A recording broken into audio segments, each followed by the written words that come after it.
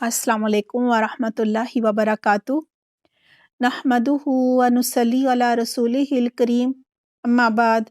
आऊज़ु बिल्लाहि मिनश शैतानिर रजीम। बिस्मिल्लाहिर रहमानिर रहीम। रब्बिश्रह ली सदरी व यस्सिर ली अमरी वहलुल उक़दतम मिन लिसानी यफ़क़हू क़ौली। रब्बि ज़िदनी इल्मा। अल्लाहुम्मा फ़क़्हिना फ़िद्दीन। आमीन। कैसे हैं आप सब?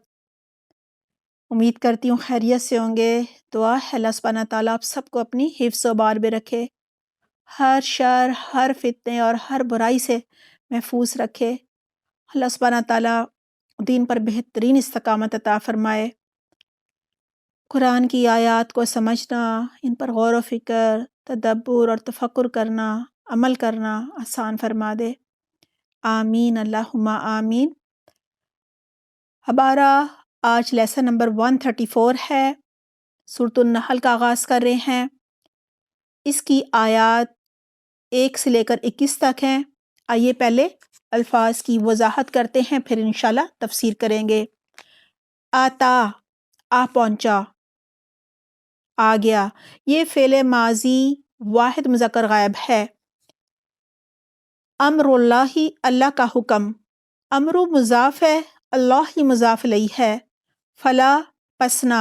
फ़ा हर्फ़ अतफ़ है और ला नफ़ी के लिए है। ला को जब आगे अगर हम मिला लें तो ये बन जाएगा ला तस्ताजिलूहु, ना तुम जल्दी मांगो इसे।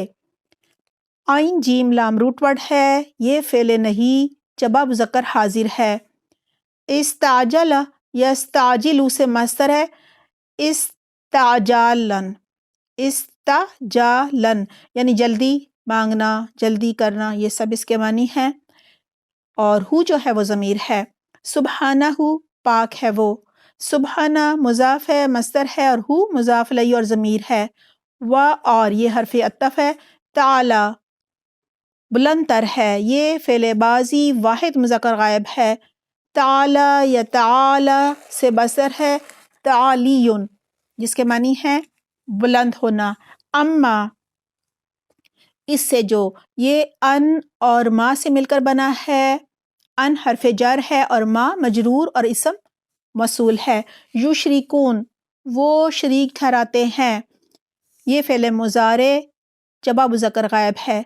अशराका युशरिकू से मस्दर है इशराकन, शरीक होना। युनज़्ज़िलु, वो उतारता है। ये फ़ेल मुज़ारे वाहिद मुज़क्कर गायब है। नज़्ज़ला युनज़्ज़िलु से मस्दर है तंज़ीलन, उतारना, नाजिल करना। अल मलाइकता, फरिश्तों को। वाहिद है मलकुन। बिरूही, साथ वही के। बी हर्फ़ जर है। अरूह ही जो है ये मजरूर है। मिन अमरी ही, अपने हुक्म से। अमरी मुज़ाफ़ और मजरूर है और ही मुज़ाफ़ इलैहि और ज़मीर है। अलामन, जिस पर। यशाउ, वो चाहता है। ये फ़ेल मुज़ारे वाहिद मुज़क्कर गायब है। शाअ यशाउ से मस्दर है मशीअतुन, चाहना। मिन इबादिही, अपने बंदों में से। इबादी मजरूर है, मुज़ाफ़ है और वाहिद जो है ये इसका है अबदन। अन के, ये मस्रिया है। अंज़िरो, तुम डराओ, तुम खबरदार करो। नून जाल रॉ इसका रूट वर्ड है। ये फ़ेल अमर जमा मुज़क्कर हाजिर है। अंज़रा युंज़िरु से मस्दर है इंज़ारन, जिसके मानी है डराना, खबरदार करना, मुतनब्बे करना। अन्नहु, बेशक वो। अन्ना हर्फ़ मुशब्बह बिल फ़ेल है और हु जो है वो ज़मीर है। ला नहीं, इलाहा कोई इलाह, इल्ला मगर, अना मैं ही, ये ज़मीर है वाहिद मुतकल्लम की। फ़त्तक़ूनी, बस डरो मुझसे। इत्तक़ू जो है वो फ़ेल अमर जमा मुज़क्कर हाजिर है। इत्तक़ा यत्तक़ी से मस्दर है इत्तिक़ाउन, डराना, डरना। और नून ज़ेर नी जो है वो नून वक़ाया है और या साकिन हज़फ हो गई है, जो कि वाहिद मुतकल्लम की ज़मीर है। ख़लक़ा, उसने पैदा किया। خلق فعل ماضی واحد مذکر غائب ہے. خلق یخلق سے مصدر ہے خلقن پیدا کرنا. السماواتی آسمانوں کو، اس کا واحد ہے السمائی و، اور الارض زمین کو، بالحقی حق کے ساتھ. الحقی جو ہے وہ مجرور ہے، حق کو سچ کو کہا جاتا ہے. تعالی بلند تر ہے. اما اس سے جو یشرکون وہ شریک ٹھہراتے ہیں. خلق الانسان اس نے پیدا کیا انسان کو. من نطفتن ایک نطفے سے. نون تا فا اس کا روٹ ورڈ ہے. نطفتن مجرور ہے. فاذا پھر اچانک. ہوا وہ یہ ضمیر ہے واحد مذکر غائب کی. خصیمن جھگڑالو ہے، یہ موصوف ہے. خصمن مصدر سے یہ اسم فاعل واحد مذکر ہے اور روٹ ورڈ ہے اس کا خا صاد میم. مبینن کھلم کھلا، یہ صفت ہے. ابانتن مصدر سے اسم فاعل واحد مذکر ہے، واحد مذکر حاضر ہے یہ. و اور العنامہ چوپائے. نون عین میم روٹ ورڈ ہے. اصل معنی اونٹ کے ہوتے ہیں لیکن پھر بھیڑ بکری گائے سب کے لیے استعمال ہوتا ہے. اس کا واحد ہے نعمن. خلقہا اس نے پیدا کیا انہیں. خلق فعل ماضی واحد مذکر غائب ہے. ہا جو ہے وہ آخر میں ضمیر ہے اور ہا واحد مونث غائب کی ضمیر ہے. لکم تمہارے لیے. لا حرف جر ہے. کم مجرور اور ضمیر ہے جمع مذکر حاضر کی. فیہا ان میں. دفء دفن ہے گرمی کا سامان یا جاڑے کی جو پوشاک ہوتی ہے، یعنی گرمی حاصل کرنے کا سامان. دال فا حمزہ اس کا روٹ ورڈ ہے. و اور منافع کئی فائدے ہیں. واحد ہے منفعتن. و اور من ہا ان میں سے. من حرف جر ہے اور ہا ضمیر ہے اور مجرور ہے. تاکلون تم کھاتے ہو، یہ فعل مضارع جمع مذکر حاضر ہے. اکلا یاکلو سے مصدر ہے اکلن کھانا. ولکم اور تمہارے لیے. فیہا ان میں. جمال خوبصورتی ہے، زینت ہے، رونق ہے، جمال ہے، آبرو ہے، یہ مصدر ہے. حینا جس وقت، یہ اسم ظرف زمان ہے. تریحون تم شام کو چرا کر لاتے ہو. را واو ہا اس کا روٹ ورڈ ہے. یہ فعل مضارع جمع مذکر حاضر ہے. اراح یریح سے مصدر ہے اراحتن. وحینا اور جس وقت. تسرحون تم صبح چرانے جاتے ہو. سین را ہا اس کا روٹ ورڈ ہے. یہ فعل مضارع جمع مذکر حاضر ہے. سرح یسرح سے مصدر ہے سرحن، یعنی صبح چرانے کے لیے لے جانا. و اور تحملو وہ اٹھا لیے جاتے ہیں. یہ فعل مضارع واحد مونث غائب ہے. حملہ یحملو سے مصدر ہے حملن اٹھانا، اٹھا کر لے جانا. اسقالکم تمہارے بوجھ. سا قاف لام اس کا روٹ ورڈ ہے. اسقالا مضاف ہے، واحد ہے. ثقلن کم جمع مذکر حاضر کی ضمیر ہے اور مضاف الیہ ہے. الی بلدن طرف اس شہر کے. الی حرف جر ہے. بلدن مجرور ہے. لم تکونو نہ تھے تم، یہ فعل مضارع منفی جمع مذکر حاضر ہے. بالغیہ پہنچنے والے اس تک. با لام غین روٹ ورڈ ہے. بالغی جو ہے یہ مضاف ہے، اصل میں یہ بالغین تھا، اضافت کی وجہ سے جمع کا نون گر گیا ہے. بلوغن مصدر سے یہ اسم فاعل جمع مذکر ہے اور ہی جو ہے وہ ضمیر ہے. الا مگر یہ کلمہ استثناء ہے. بشقی ساتھ مشقت کے. شین قاف قاف روٹ ورڈ ہے. بی حرف جر ہے اور جو شقی ہے یہ مجرور اور مضاف ہے. الانفسی جانوں کو.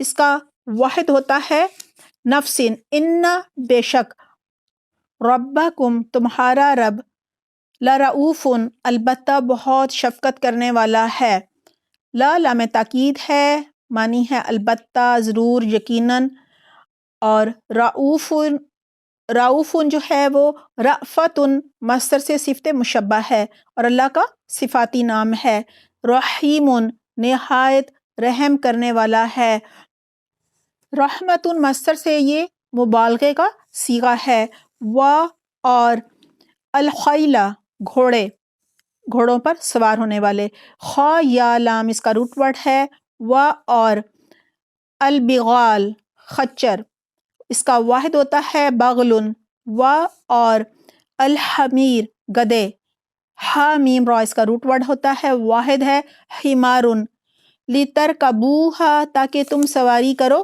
ان پر، را کاف با روٹ ورڈ ہے، شروع میں لی لام تعلیل ناصبہ ہے، ترکبو اصل میں ترکبونا تھا، نون عربی لام جو ہے وہ تحلیل ناصبہ کی وجہ سے حذف ہو گیا ہے۔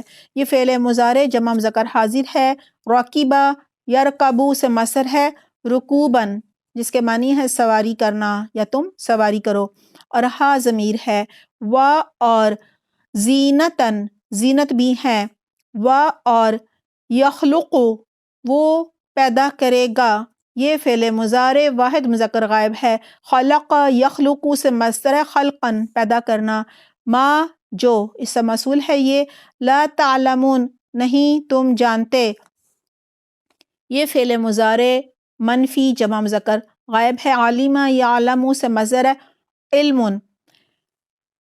اگر یہ ہوتا لا یعلمون تو پھر یہ ہوتا فعل مضارع منفی جمع مذکر غائب، لیکن یہاں پر ہے لا تعلمون نہیں تم جانتے، لہٰذا یہ فعل مضارع منفی جمع مذکر حاضر ہے، و اور اللہ اللہ پر، قصد السبیل سیدھا راستہ، یہاں قصد اسم مصدر ہے مضاف ہے، قاف صاد دال اس کا روٹ ورڈ ہے، اور السبیل یہ جو ہے یہ مضاف الیہ ہے، و اور منہا ان میں سے، من حرف جر ہے اور ہا جو ہے وہ مجرور ہے، جائرن ٹیڑے یعنی کج ہونے والے، جیم واو را روٹ ورڈ ہے، جورون سے یہ اسم فاعل واحد مذکر ہے، و اور لو اگر یہ شرطیہ ہے، شاء وہ چاہتا، یہ فعل ماضی واحد مذکر غائب ہے، شاء یشاء سے مصدر ہے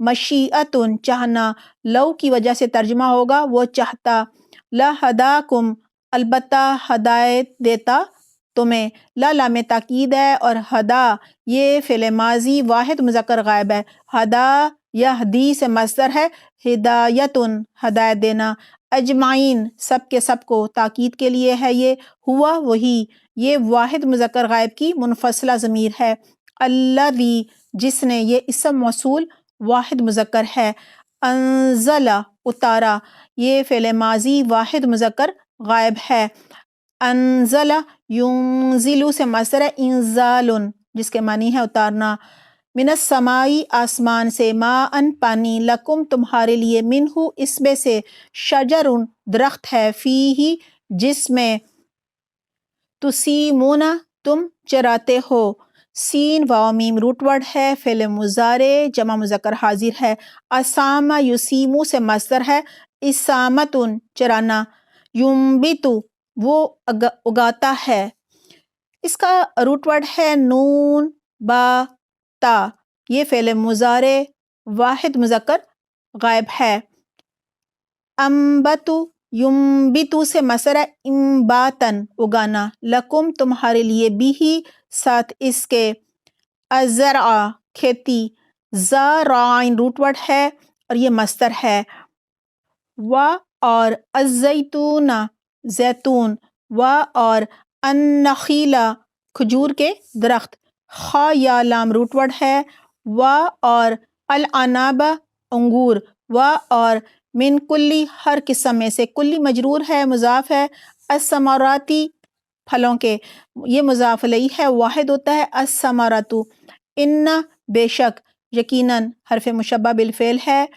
فی میں، ذالکا اس کے معنی ہے یہ یا اس، یہ اسم اشارہ واحد مذکر بعید ہے اور مجرور ہے۔ لا آیتن البتہ ایک نشانی ہے، لا لام تاکید ہے اور آیتن کی جمع ہے آیاتن، لقومن قوم کے لیے، ان لوگوں کے لیے، لی حرف جر ہے اور قومن جو ہے وہ مجرور ہے۔ یتفکرون جو غور و فکر کرتے ہیں، یہ فعل مضارع جمع مذکر غائب ہے۔ تفکر یتفکروا سے بصر ہے، تفکرن سوچنا، غور و فکر کرنا، اور سخرا اس نے مسخر کیا، یہ فعل ماضی واحد مذکر غائب ہے۔ سخرا یسخروا سے مصدر ہے، تسخیرن مسخر کرنا، کام میں لگانا، لکم تمہارے لیے، لا حرف جر ہے، کم مجرور اور ضمیر ہے۔ اللیل والنہار رات اور دن، والشمس اور سورج، والقمر اور چاند، والنجوم اور ستارے، اس کا واحد ہے نجمن، مسخرات مسخر کیے گئے، سین خارا روٹ ورڈ ہے، تسخیرن مصدر سے یہ اسم مفعول جمع مؤنث ہے، واحد ہے مسخراتن، بی امری ہی اس کے حکم سے، بی حرف جر ہے، امری مجرور اور مضاف ہے، اور ہی مضاف الیہ اور ضمیر ہے۔ ان بے شک، فی ذالکا اس میں، لآیاتن البتہ نشانیاں ہے، لقومن ان لوگوں کے لیے، یعقلون جو عقل رکھتے ہیں، یہ فعل مضارع جمع مذکر غائب ہے۔ عقل یعقلو سے مصدر ہے، عقلاً سمجھنا، عقل سے کام لینا، وما اور جو کچھ، ما یہ اسم موصول ہے، ذرا اس نے پھیلا دیا، زرع فعل ماضی واحد مذکر غائب ہے، زرع یزرع سے بصر ہے، زرعن حمزہ دو زبر ان، جس کے معنی ہے پیدا کرنا، ظاہر کرنا، پھیلانا، لکم تمہارے لیے، فی الارض زمین میں، مختلفاً مختلف ہیں، خا لام فا روٹ ورڈ ہے، اختلاف مصدر سے یہ اسم فاعل واحد مذکر ہے۔ الوانہ رنگ اس کے، الوانو مضاف ہے، واحد ہے لونن، اور ہو جو ہے وہ مضاف الیہ اور ضمیر ہے۔ ان یقیناً، فی ذالکا اس میں، لآیتن البتہ ایک نشانی ہے، لقومن ان لوگوں کے لیے، یذکرون جو نصیحت پکڑتے ہیں، یہ فعل مضارع جمع مذکر غائب ہے۔ اذکر یذکروا سے مصدر ہے، اذکرن نصیحت حاصل کرنا، اور ہوا وہی، الذی جس نے، یہ اسم موصول ہے، واحد مذکر ہے، سخرا مسخر کیا، یہ فعل ماضی واحد مذکر غائب ہے۔ سخرا یسخروا سے مصدر ہے، تسخیرن مسخر کرنا، کام میں لگانا، البحر سمندر کو، لتأکلوا تاکہ تم کھاؤ، لی لام تعلیل ناصبہ ہے، اور تأکلوا جو ہے وہ فعل مضارع جمع مذکر حاضر ہے، اکل یأکلوا سے مصدر ہے، اکلاً کھانا، منہ اس سے، لحمن گوشت، طریًا تازہ، اس کے دو روٹ ورڈز ہیں، تو را واو اور دوسرا تا را اور یا، تراوتن مصدر سے یہ صفت مشبہ ہے، اور تستخرجو، تستخرجو کے معنی ہے اور تم نکالو، تستخرجو اور تم نکالو، یہ فعل مضارع جمع مذکر حاضر ہے۔ استخرج یستخرجو سے مصدر ہے، استخراجن نکالنا، منہ اس سے، حلیتن زیور، سامان زینت، مراد موتی وغیرہ بھی ہیں، تلبسونہ تم پہنتے ہو اسے، لام با سین اس کا روٹ ورڈ ہے، تلبسونہ فعل مضارع جمع مذکر حاضر ہے، لبسا یلبسو سے مصدر ہے، لبسن جس کے معنی ہے پہننا، اور ہا جو ہے وہ واحد مؤنث غائب کی ضمیر ہے، اور ترا تم دیکھتے ہو، یہ فعل مضارع واحد مذکر حاضر ہے، رآ یا را سے مصدر ہے، رؤیتن جس کے معنی ہے دیکھنا، الفلک کشتیاں، یہ لفظ مذکر مؤنث کے لیے استعمال ہوتا ہے، جمع بھی ہے اور واحد بھی ہے، اور یا جمع بصورت واحد ہے، اگر جمع ہوگا تو اس کا واحد ہوگا فلکن، مواخرہ پھاڑنے والی ہیں، حمزہ خارا اس کا روٹ ورڈ ہے، مخورون مصدر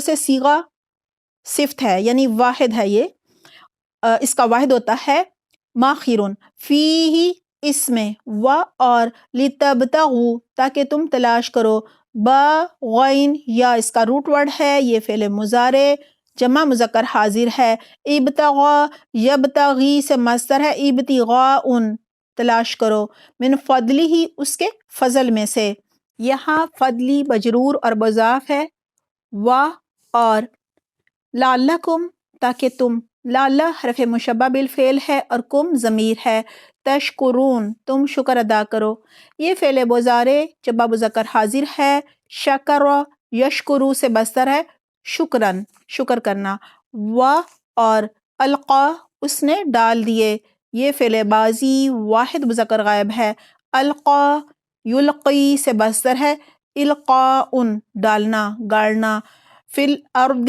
زمین میں، رواسیہ پہاڑ اس کا واحد ہے رواسیتن، ان کے یہ مصدریہ ہے، تمیدہ وہ ڈھلک جائے، میم یا دال روٹ ورڈ ہے، یہ فعل مضارع واحد مونث غائب ہے، مادہ یمیدو سے مصدر ہے، میدن ہلانا، بکم تمہیں لے کر، و اور انہارن نہریں، و اور سبولن راستے اس کا واحد ہے سبیلن، لعلکم تاکہ تم، تہتدون تم ہدایت پا جاؤ، یہ فعل مضارع جمع مذکر حاضر ہے، اہتدا یہتدی سے مصدر ہے، اہتداء ہدایت پانا راہ پانا، و اور علامات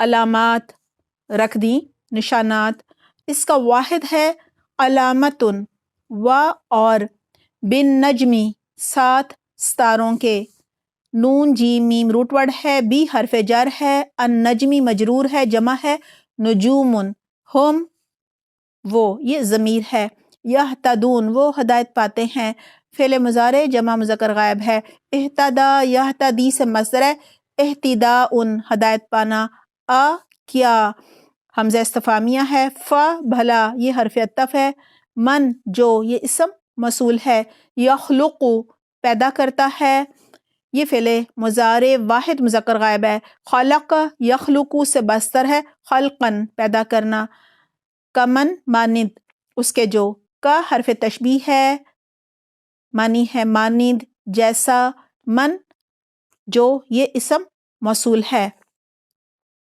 لا یخلق نہیں پیدا کرتا، یہ فعل مضارع منفی واحد مذکر غائب ہے، پہلے بھی آ چکا ہے، افلا کیا بھلا نہیں، تذکرون تم نصیحت پکڑتے، اصل میں یہ تتذکرون تھا، تا جو ہے نا وہ حذف ہو گیا ہے، فعل مضارع جمع مذکر حاضر ہے، تذکر یا تذکرو سے مصدر ہے، تذکرن نصیحت حاصل کرنا، و اور ان اگر، تعدو تم گننا چاہو، اصل میں تعدون تھا، ان کی وجہ سے نون اعرابی گر گیا ہے، یہ فعل مضارع جمع مذکر حاضر ہے، عدہ یعدو سے مصدر ہے، عدن گننا شمار کرنا، نعمتا نعمت، نعمت اللہ اللہ کی نعمتوں کو، یہاں نعمت مضاف ہے، اللہ مضاف الیہ ہے، لا تحصوہا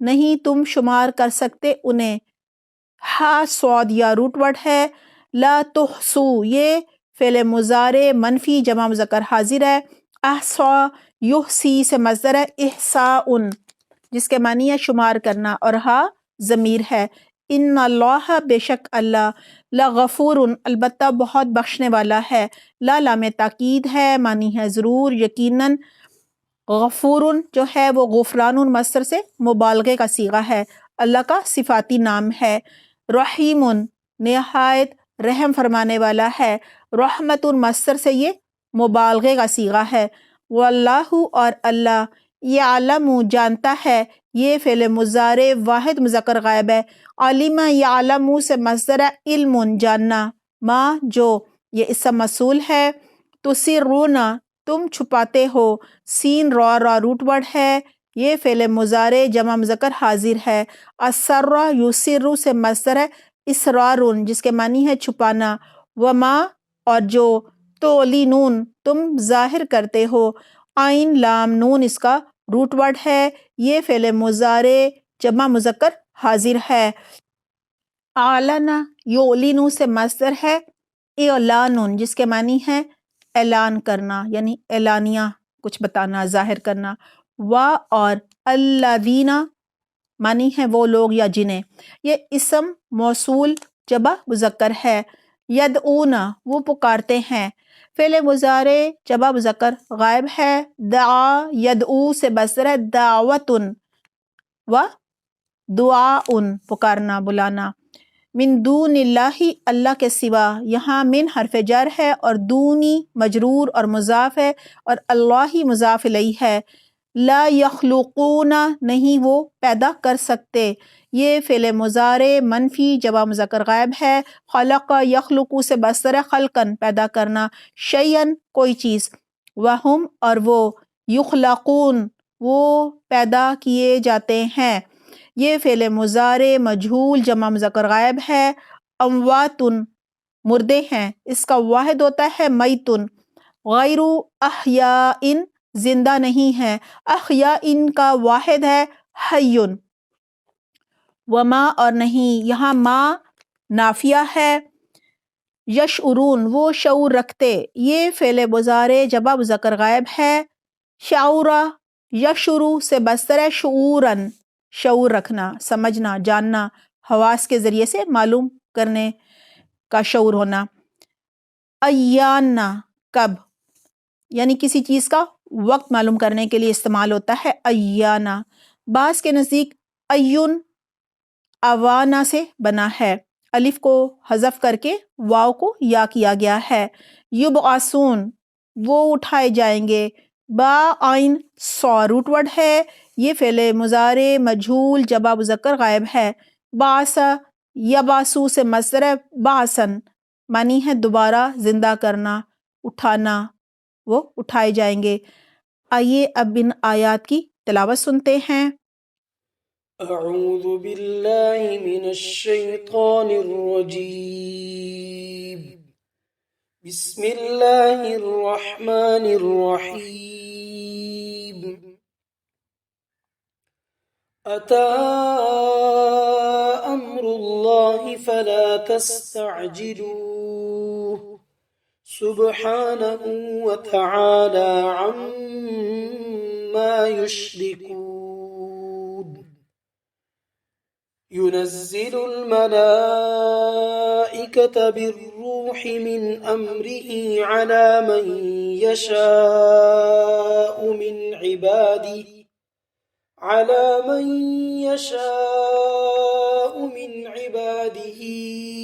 أن أنذروا أنه لا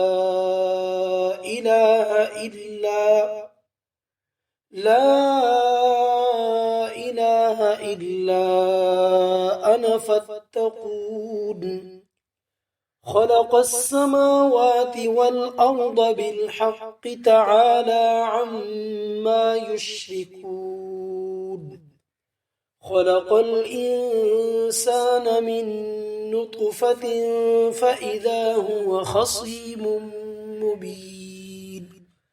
والأنعام خلقها لكم فيها دفء ومنافع ومنها تأكلون، ولكم فيها جمال حين تريحون وحين تسرحون، وتحمل أثقالكم إلى بلد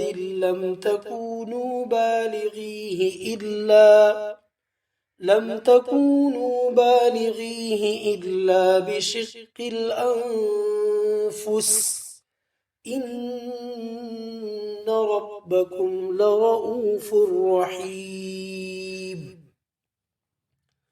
والخيل والبغال والحمير لتركبوها وزينة، ويخلق ما لا تعلمون وعلى الله قصد السبيل ومنها جائر ولو شاء لهداكم أجمعين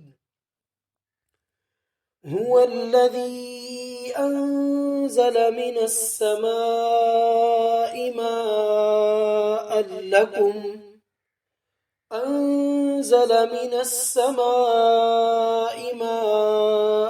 لكم منه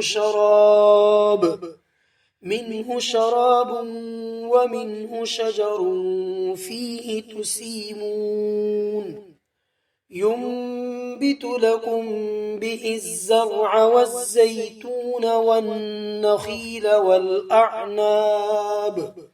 والأعناب ومن كل الثمرات إن في ذلك لآية لقوم يتفكرون وسخر لكم الليل والنهار والشمس والقمر والنجوم مسخرات بأمره إن في ذلك لآيات لقوم يعقلون وما ذرأ لكم في الأرض مختلفا ألوانه إن في ذلك لآية لقوم يذكرون وهو الذي سخر البحر لتأكلوا منه لحما طريا وتستخرجوا منه حلية تلبسونها وترى الفلك مواخر فيه ولتبتغوا من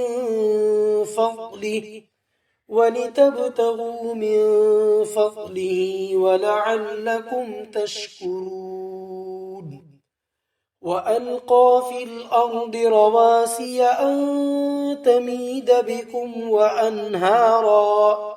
وأنهارا وسبلا لعلكم تهتدون وعلامات وبالنجم هم يهتدون أفمن يخلق كمن لا يخلق أفلا تذكرون وإن تعدوا نعمة الله لا تحصوها إن الله لغفور رحيم والله يعلم ما تسرون وما تعلنون والذين يدعون من دون الله لا يخلقون شيئا وهم يخلقون أموات غير أحياء وما يشعرون أيان يبعثون. الحمدللہ اللہ سبحانہ تعالیٰ کی توفیق سے ہم سورۃ النحل کا آغاز کر رہے ہیں۔ مکی صورت ہے، 128 آیات اور 16 رکوع ہیں۔ نحل شہد کی بکھی کو کہا جاتا ہے۔ اس صورت کا زبان نزول مکہ کا آخری دور لگتا ہے۔ اس صورت کے مضامین کی مشابہت سورۃ الانعام اور سورۃ الروم کے مضامین کے ساتھ بہت گہری ہے۔ اس صورت میں اللہ سبحانہ تعالیٰ کی ظاہری اور باطنی نعمتوں کا ذکر ہے۔ بتایا جا رہا ہے کہ قرب الہی کا وہ مقام حاصل کرو کہ جو منہ سے نکلے وہ شفاء للناس ہو جائے۔ اس صورت میں توحید پر دلائل ہے اور عقیدہ توحید کا ذکر ہے۔ عبادت سے انکار کرنے والوں پر نزول عذاب کا ذکر ہے۔ مرکزی جو عنوان ہے وہ ہے توحید کا اثبات اور شرک کی تردید۔ بسم اللہ الرحمن الرحیم، آیت نمبر 1۔ اتا امر اللہ فلا تستعجلوہ سبحانہ وتعالی عما یشرکون۔ ترجمہ ہے اللہ کا حکم آ پہنچا، اب اس کی جلدی نہ مچاؤ، تمام پاکی اس کے لیے ہے، وہ برتر ہے ان سب سے جنہیں یہ اللہ کے نزدیک شریک بتاتے ہیں۔ سب سے پہلے ہے اتا امر اللہ فلا تستعجلوہ، اللہ کا حکم آن پہنچا ہے بس تم جلدی مت مچاؤ۔ اللہ سبحانہ تعالیٰ کی سنت ہے جب وہ اپنا پیغام پیغمبروں کے ذریعے ایک قوم تک پہنچا دیتا ہے تو وقت مہلت ختم ہونے پر عذاب نازل فرما دیتا ہے اور منکرین حق کو اس طرح ہلاک کر دیا جاتا ہے۔ جب اپنے پیغمبروں اور ان پر ایمان نہ لانے والوں کو اللہ سبحانہ تعالیٰ ہجرت کروا دیتا ہے تو پھر یہ عذاب آتا ہے۔ اس آیت کے سب سے پہلے مخاطب مشرکین مکہ ہیں، پھر یہود و نصارہ اور قیامت تک کے جو لوگ ہیں ان سے کہا جا رہا ہے کہ ایمان لانے کی بجائے کچھ چیزوں کے لیے جلدی نہ مچاؤ۔ یہ تو مشرکین مکہ مچا رہے تھے، ہر وقت قیامت اور عذاب مانگتے رہتے تھے، کہا کرتے تھے یہ کیا تم ہمیں قیامت اور عذاب سے ڈراتے رہتے ہو، ہمارے تو کان پک گئے ہیں، یعنی ہم تنگ آ گئے ہیں، لہٰذا ڈراوے نہ دو بلکہ لے آؤ قیامت، لے آؤ عذاب اگر واقعی تم اپنے دعوے میں سچے ہو۔ لہٰذا اللہ سبحانہ تعالیٰ فرما رہے ہیں کہ قیامت قریب آ لگی ہے جسے تم دور سمجھتے ہو، اگر عذاب مراد لیا جائے تو کہا جا رہا ہے جلدی نہ مچاؤ، اللہ کا عذاب بس آنے ہی والا ہے، جب اللہ کا حکم ہوگا تو عذاب آ ہی جائے گا۔ بعض مفسرین نے اس سے مراد عذاب یا قیامت نہیں لی بلکہ ہجرت لی ہے، یعنی مشرکین مکہ محمد صلی اللہ علیہ وسلم اور مسلمانوں کو مکہ سے ہجرت کرنے پر مجبور کر رہے تھے، نکال رہے تھے انہیں، آپ صلی اللہ علیہ وسلم کو تو قتل کرنے کی وہ پلاننگ کر رہے تھے، چالے چلتے تھے، سازشیں کرتے تھے۔ تو اللہ تعالیٰ فرما رہے ہیں کہ جب ہجرت کا حکم آ گیا تو وہ سمجھے کہ فیصلہ ان کے حق میں آ گیا ہے، لیکن عنقریب انہیں پتہ چل جائے گا، یعنی 9-10 سالوں ہی میں سب نے دیکھ لیا کہ اس ہجرت میں مسلمانوں کے لیے خیر چھپی ہوئی تھی۔ دیکھیں اسی ہجرت کی وجہ سے جو مکہ ہے فتح مکہ ہوا تھا نا، بلکہ سارے عرب سے کفر اور شرک کی جو جڑ ہے وہ کاٹ دی گئی تھی، یعنی کفر اور شرک کو جڑ سے اکھاڑ کر پھینک دیا گیا تھا، اس کا خاتمہ کر دیا گیا تھا۔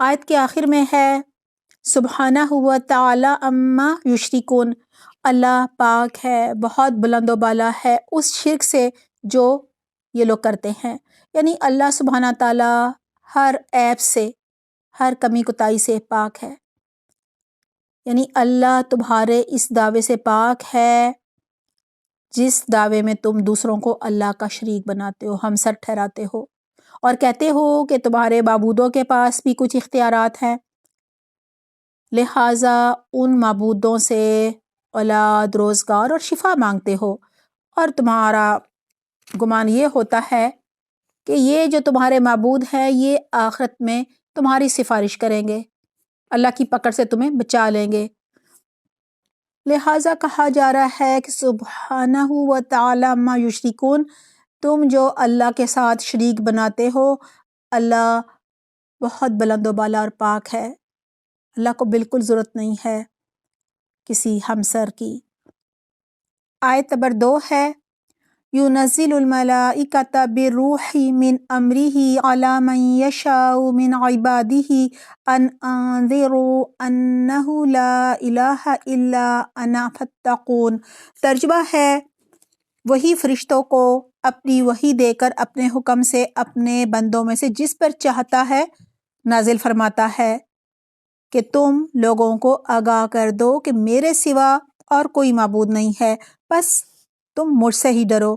یہاں سب سے پہلے ہے يُنَزِّلُ الْمَلَائِكَةَ بِالرُّوحِ مِنْ أَمْرِهِ عَلَى مَنْ يَشَاءُ مِنْ عِبَادِهِ، وہ اس روح کو اپنے جس بندے پر چاہتا ہے اپنے حکم سے فرشتوں کے ذریعے نازل فرما دیتا ہے۔ اللہ سبحانہ تعالیٰ مشرکین مکہ کے اعتراضات کا جواب دے رہے ہیں۔ ان کا ایک اعتراض یہ ہوا کرتا تھا کہ مکہ اور طائف کے بڑے بڑے سرداروں کو چھوڑ کر اس یتیم غریب محمد صلی اللہ علیہ وسلم پر وحی کیسے نازل ہو گئی۔ اس آیت میں روح سے مراد وحی الہی ہے۔ اللہ سبحانہ تعالیٰ فرما رہے ہیں کہ وہ خوب جانتا ہے کہ اپنے بندوں میں سے کس کو نبوت کے لیے، اپنے دین کے کام کے لیے منتخب کرے، یعنی اللہ کو کسی سے مشورہ کرنے کی ضرورت نہیں ہے۔ سورۃ الانعام آیت نمبر 124 میں بھی ہے، اللہ اعلم حیث یجعل رسالتہ، اللہ خوب جانتا ہے کہ وہ اپنی رسالت کہاں رکھے، یعنی کس کو رسول بنائے۔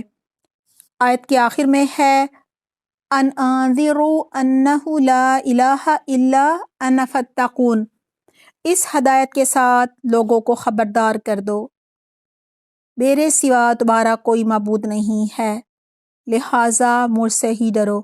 اب اللہ سبحانہ تعالیٰ فرما رہے ہیں اپنے نبی حضرت محمد صلی اللہ علیہ وسلم کو کہ یہ جو وحی آپ پر نازل ہو رہی ہے اس کے ذریعے سے تم لوگوں کو خبردار کرو، منکرین حق کو بتاؤ کہ تم جس وحی الہی کا انکار کر رہے ہو، یہ وحی الہی تو صرف ایک اللہ پر ایمان لانے کی دعوت ہے، پیغام ہے، صرف وہی اس لائق ہے، یعنی اللہ سبحانہ تعالیٰ، کہ اسے اپنا الہ مانا جائے اور صرف اسی سے ڈرا جائے، یعنی اسی کی اطاعت کی جائے، اسی کی بات مانی جائے، اللہ کو چھوڑ کر دوسروں سے نہ ڈرا جائے، کیونکہ خالق بھی اللہ ہے، مالک بھی اللہ ہے، رازق بھی اللہ ہے، وہ پالنے والا ہے، وہ تقدیر کا بھی مالک ہے، اور قیامت کے دن کا حساب بھی وہی لے گا۔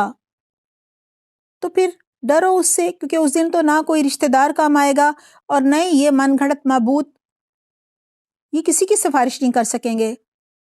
اگر فرض کرو یہ کوئی پیغمبر تھے، تم نے ان کا بت بنا کر ان کی پوجا شروع کر دی تھی، یا کوئی نیک لوگ تھے تم نے ان کے بت بنا لیے تھے، یا پھر کوئی فرشتوں کی تم نے مورتیاں بنا لی تھیں اور معبود بنا کے ان کو پوج رہے تھے، تو انہوں نے تو کبھی کہا ہی نہیں تمہیں کہ ہم تمہارے معبود ہیں۔ اور فرض کرو کہ تم نے کسی قبر والے کو پوجنا شروع کر دیا تھا، تو اس قبر والے کو تو پتہ ہی نہیں تھا کہ تم اس کو پوج رہے ہو، وہ اس دن کیا تمہارے، وہ تو ہو سکتا ہے پتہ نہیں وہ اس دن اس کا اپنا انجام کیا ہوگا، جنت میں ہوگا تو وہ وہاں ہوگا، تمہارا اس سے کیا لین دین۔ تم نے خود ہی اس کو معبود گھڑ لیا اور اس کو پوجنے لگے، اس کی قبر پر جا کر سجدے کرنے لگے، اسے تو علم نہیں تھا نا۔ اسی طرح حضرت عیسیٰ علیہ السلام بھی کہیں گے کہ اللہ جب تک میں دنیا میں رہا تو یہ تجھے ہی اپنا معبود سمجھتے رہے، میں نے انہیں یہی کہا کہ وہ میرا بھی معبود ہے، تمہارا بھی رب ہے، اسی کی عبادت کرو، لیکن جب میں دنیا سے آ گیا میرے پیچھے یہ کیا کرنے لگے مجھے تو نہیں معلوم، اس کا علم تو اللہ تجھے ہی زیادہ ہے۔ لہٰذا ہمیں آج ہر طرح کے شرک سے بچنا چاہیے تاکہ ہم آخرت کے برے انجام سے بچ سکیں۔ آیت نمبر 3 ہے خلق السماوات والارض بالحق تعالی عما یشرکون، ترجمہ ہے اسی نے آسمانوں اور زمین کو حق کے ساتھ پیدا کیا ہے، وہ اس سے بری و ذمہ ہے جو شرک کرتے ہیں۔ یہاں یہی بتایا جا رہا ہے اللہ سبحانہ تعالیٰ نے آسمانوں کو اور زمین کو کھیل کود کے لیے عبث یعنی بیکار پیدا نہیں کیا، بلکہ ایک مقصد کے تحت بنایا ہے اور انسان کے لیے بنایا ہے۔ انسان کو مرضی اور اختیار دے کر آزمائش کے لیے بھیجا گیا ہے اس دنیا میں۔ اللہ سبحانہ تعالیٰ نے جو بے شمار نعمتیں انسان کو دی ہیں وہ بھی آزمائش کے لیے ہیں، اور سب سے بڑی آزمائش تو انسان کی تب ہوتی ہے جب پیغمبر آتے ہیں آسمانی کتابیں آتی ہیں، پیغمبر توحید کی دعوت دیتے ہیں، ہدایت کا پیغام دیتے ہیں، اور بندہ جو ہے وہ اپنی مرضی اور اختیار سے انکار کر دیتا ہے، اللہ کے پیغام کو نہیں مانتا، توحید پر نہیں آتا۔ لہٰذا یہی امتحان ہے کہ وہ اپنے لیے کون سا راستہ اختیار کرتا ہے اور پھر نعمتوں کو کہاں لگاتا ہے، اللہ کی رضا کے کاموں میں یا شیطان کی پیروی میں، شرک کرنے میں، کیونکہ یہ سب نعمتیں بھی بامقصد بنائی گئی ہیں نا، اور انسان خود بھی بامقصد بنایا گیا ہے۔ لہٰذا ہمیں اپنی زندگی کو سنجیدہ لینا چاہیے، اس دنیا کی زندگی کو صرف مزے لینے کے لیے، کھیل کود کے لیے، عیاشی کرنے کے لیے نہیں، ہم نے یہاں زندگی اپنی گزارنی، اس میں نہیں ضائع کرنا اپنی زندگی کو۔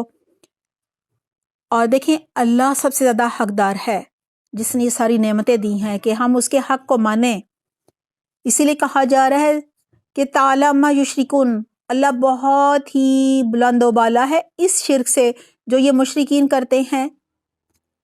یعنی اللہ میں کوئی کمزوری نہیں کہ اسے اولاد چاہیے ہو یا کوئی اپنا ہمسر چاہیے ہو، مددگار چاہیے ہو، اور یہ جو شرک کرتے ہیں اللہ کو کوئی نقصان نہیں کرتے، اپنی ہی آخرت خراب کرتے ہیں، اللہ کو کیا فرق پڑتا ہے؟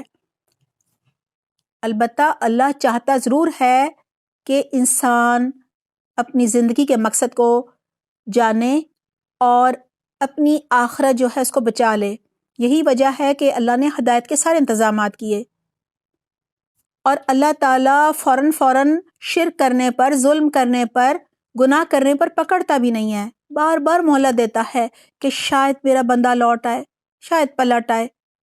لیکن جب بار بار ایک انسان کسی صورت ایمان لانے کو تیار نہیں ہوتا، سارے موقع ضائع کر دیتا ہے، تو پھر اللہ نے جو ڈھیل دی ہوتی ہے، مہلت دی ہوتی ہے، وہ رسی فوراً کھینچ لی جاتی ہے۔ آیت نمبر 4 ہے خلق الانسان من نطفۃ فاذا هو خصیم مبین۔ ترجمہ ہے اس نے انسان کو نطفے سے پیدا کیا اور پھر وہ سری جھگڑالو بن بیٹھا۔ اب انسان کو اس کی تخلیق یاد دلائی جا رہی ہے، جس طرح ایک ماں اپنے بچے سے کہتی ہے میں نے تمہیں پیدا کیا، دودھ پلایا، پالا پوسا، انگلی پکڑ کر چلنا سکھایا، بولنا سکھایا، اور اب تم بڑے ہو کر میرے آگے زبان چلاتے ہو۔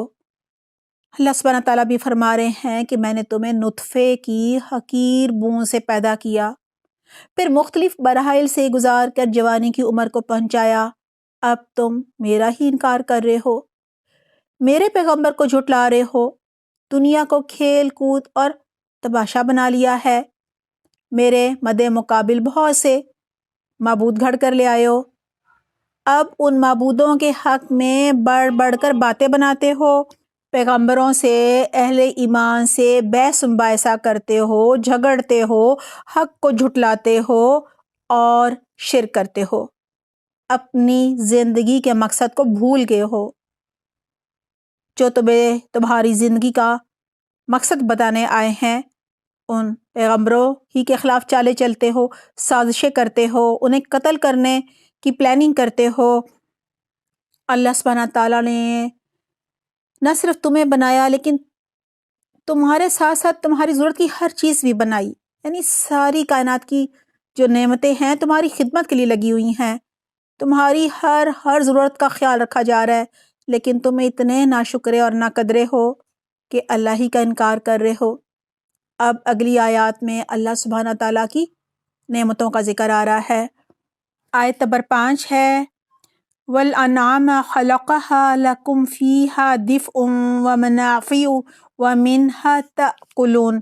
ترجمہ ہے اور اسی نے چوپائے پیدا کیے جن میں تمہارے لیے گرمی کے لباس ہیں اور بھی بہت سے منافع ہیں اور بعض تمہارے کھانے کے کام آتے ہیں۔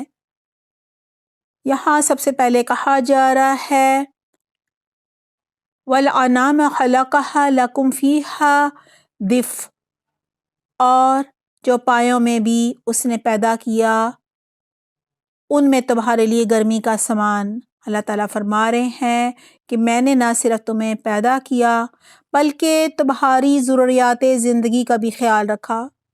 تمہارے لیے چوپائے یعنی اونٹ، گائے اور بکریاں پیدا کی جن میں تمہارے لیے گرمی کے لباس ہے، یعنی ان جانوروں کے بالوں اور اون سے تم گرم کپڑے بنا لیتے ہو، اور جانوروں کی کھالوں سے بھی بے شمار چیزیں بنتی ہیں، لباس بنتے ہیں، جوتے بنتے ہیں، بیگ بنتے ہیں اور خیمے وغیرہ بھی بن جاتے ہیں تاکہ تم موسمی اثرات سے خود کو محفوظ رکھ سکو. وَمَنَافِعُ وَمِنْهَا تَأْكُلُونَ، اور بھی بہت سے منافع ہیں، یعنی بعض جانور تمہارے کھانے کے کام آتے ہیں، پھر ان سے تم دودھ حاصل کرتے ہو، پھر دودھ سے مکھن، پنیر، دہی کیا کچھ بنا لیتے ہو.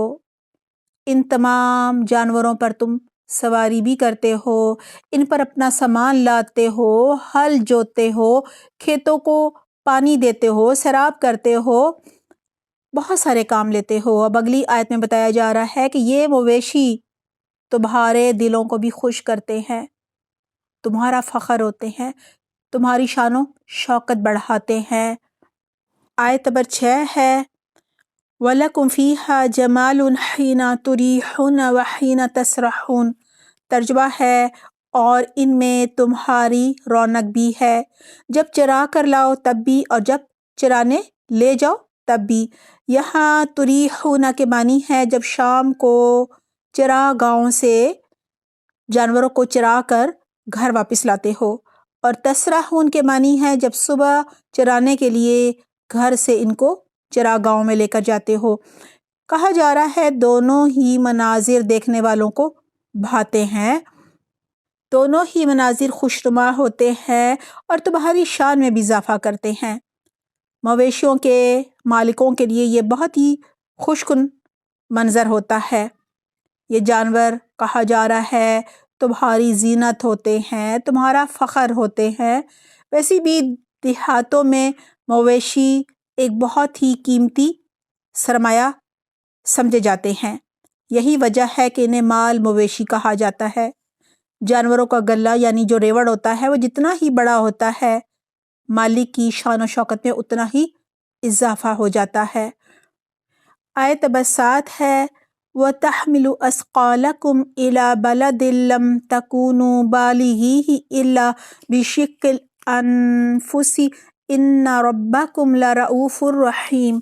ترجمہ ہے اور وہ تمہارے بوجھ ان شہروں تک اٹھا کر لے جاتے ہیں جہاں تم بغیر آدھی جان لگائے پہنچ ہی نہیں سکتے تھے. یقیناً تمہارا رب بڑا ہی شفیق اور نہایت مہربان ہے. آیت میں سب سے پہلے ہے وَتَحْمِلُ أَثْقَالَكُمْ إِلَى بَلَدٍ لَمْ تَكُونُوا بَالِغِيهِ إِلَّا بِشِقِّ الْأَنفُسِ، اور وہ یعنی یہ مویشی تمہارے بوجھ اٹھا کر لے جاتے ہیں ایسی بستیوں کی طرف، ایسی جگہوں کی طرف جہاں تم نہیں پہنچنے والے ہوتے مگر جان توڑ کر. یعنی یہ جو چوپائے ہیں تمہارے لیے بجری، ریت، اینٹیں، لکڑیاں، پتھر اور دیگر بھاری جو سامان ہے وہ اپنے اوپر لاد کر ایسی دور دراز جگہوں تک پہنچاتے ہیں، اونچائیوں تک لے کر جاتے ہیں جہاں تم ان کی مدد کے بغیر نہیں پہنچ سکتے تھے. مگر اگر پہنچتے بھی کسی طرح تو بڑی ہی تمہیں مشقت میں پڑنا پڑتا. یہ بھاری بھاری سامان ان چوپاہوں کے بغیر لے جانا بڑا مشکل ہو جاتا، تم تھک کر ٹوٹ جاتے. لہٰذا کہا جا رہا ہے اِنَّ رَبَّكُمْ لَرَءُوفٌ رَحِيمٌ، بے شک تیرا رب بڑا ہی شفیق ہے اور بڑا ہی مہربان ہے. یعنی اللہ سبحانہ تعالیٰ ان نعمتوں کا احساس دلا رہے ہیں جن کو کبھی ہم نے نعمت سمجھا ہی نہیں، اور اللہ تعالیٰ کہہ رہے ہیں کہ احسان کو دل سے مانو، محسوس تو کرو نا، محسوس کرو گے تو مانو گے نا، شکر ادا کرو گے. اور جب شکر ادا کرو گے تو پھر ناشکری والے کام تو نہیں کرو گے نا، کیونکہ انسان جو ہے وہ بڑا ہی ناشکرا ہے. ان نعمتوں سے فائدہ تو خوب اٹھاتا ہے لیکن شکر گزاری اللہ کی نہیں کرتا، اللہ کا احسان نہیں مانتا، بلکہ انہی چوپاہوں کو اپنے معبودوں کے آستانوں پر ان کے نام پر ذبح کرتا ہے، شرک کرتا ہے، اللہ کی ہر طرح سے ناقدری اور ناشکری کرتا ہے، اور اللہ کو تو کچھ نہیں بگاڑ سکتا، وہ اپنی ہی آخرت خراب کرتا ہے۔ اگر ایک بندہ اللہ سبحانہ تعالیٰ کے ان بے شمار جو اللہ نے جو نعمتیں دی ہیں ان کا احسان مانتا، اللہ کا شکر ادا کرتا، ایمان لاتا، اللہ کی اطاعت کرتا، تو اپنی آخرت سنوار لیتا۔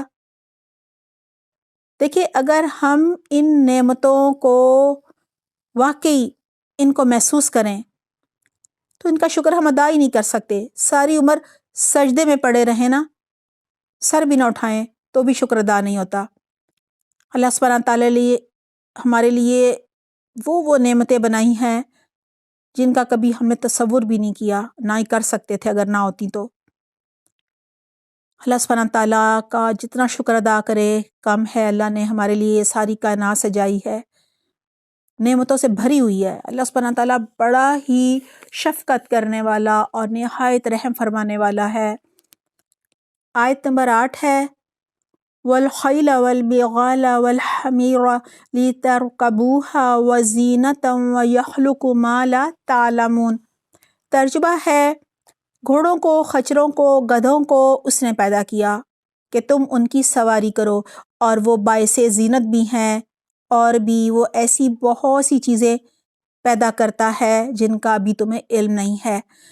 سب سے پہلے ہے وَالْخَيْلَ وَالْبِغَالَ وَالْحَمِيرَ لِتَرْكَبُوهَا وَزِينَةً، اور اسی نے پیدا کیے گھوڑے اور خچر اور گدھے کہ تم ان پر سواری کرو، اور تمہارے لیے ان میں زینت بھی ہے۔